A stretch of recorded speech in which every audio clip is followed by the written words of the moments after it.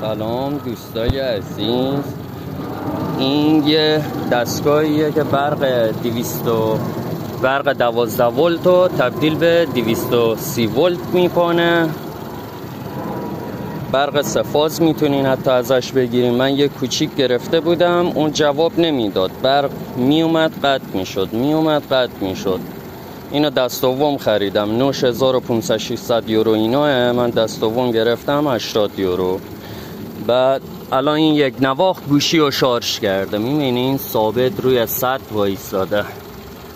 به نظرم با شرایطی که تو ایران الان برق قطع و وصلی زیاد داره، میشه این دستگاه بگیریم، ماشین رو بیارین تو حیاط، استرایی بکشین این به برق خونه، راحت وصل میشه.